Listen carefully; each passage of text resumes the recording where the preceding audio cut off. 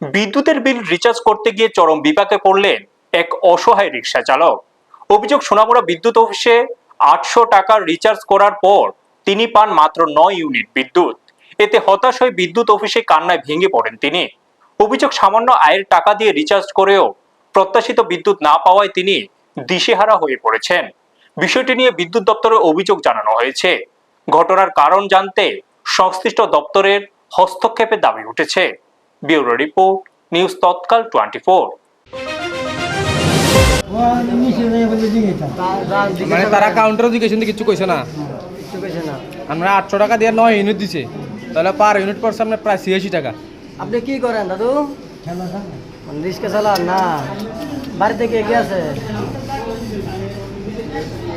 বাড়িতে কে কে আছে দাদু? মেয়ে আছে।